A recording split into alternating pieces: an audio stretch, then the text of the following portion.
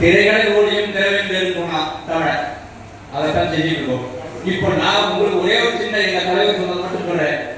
இங்க வந்திருக்க தாய்மார்களுக்கும் சரி, குழந்தைகளுக்கும் சரி, நண்பர்களுக்கும் சரி, எங்கள் மாதிரி சிறு வியாபாரிகளை நீங்க ஊக்குவிங்க.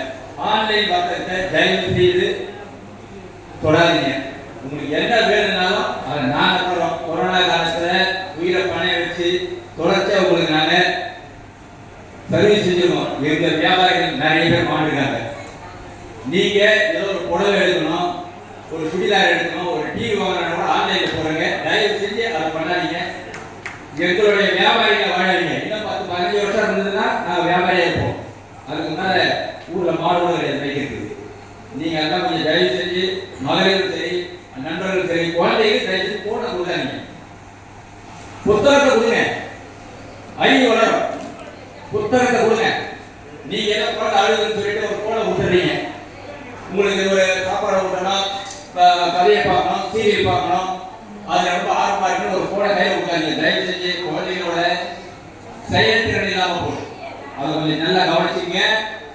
எங்களுக்கு கவிதையெல்லாம் பேச வராது, எதார்த்தமாத்தம்னு சொல்லிடுறோம்.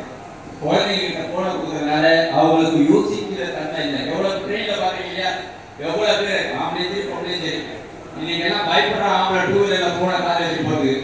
நீங்க தான் ரொம்ப தைரியமா அந்த காரை எங்க போனோமோ அங்க போனாம வீட்டுக்குள்ள போட்டுருவீங்க. அதெல்லாம் கொஞ்சம் கவனம் போங்க.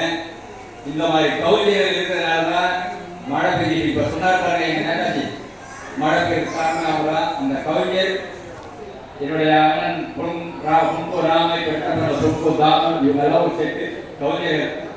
இந்த கவிஞர்கள் பத்தி நான் உரையாடி இருக்கேன். நேரம் இல்லாதனால நாங்கள் மாநில தலைவர் சந்திக்கிறதுனால நானும் எங்க புனே தலைவர் விடைபெற்றுகிறோம்.